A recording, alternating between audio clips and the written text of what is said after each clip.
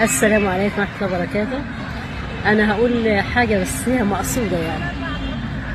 أنا بفضل الله يعني.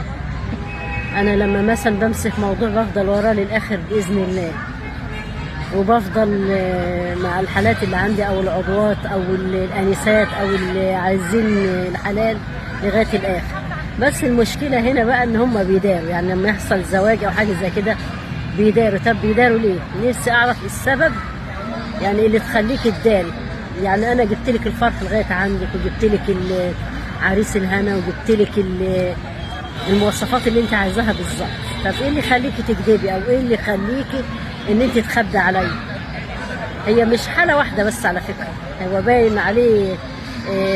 الناس بتحب المدارية ده عشانتها تقيل، بس هي دلوقتي انت حصل زواج عندك المفروض تقولي ما تخبيش عليا.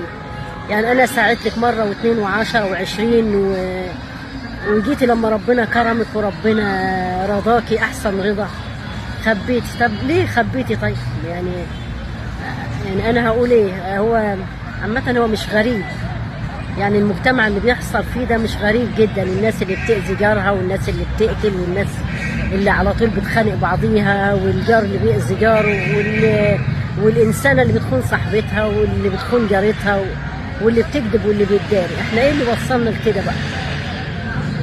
ارجعوا شوية للدين.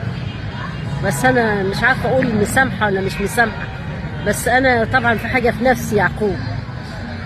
الله يسهل لك، هي مقصودة، وكل حد عمل كده معايا الله يسهل. مش هقول غير اكتر من كده، وان شاء الله ربنا يجعله في ميزان حسناتي، وانتي الله يسهل لك، او الله يسهل لك، وكل اللي عمل معايا كده على فكرة.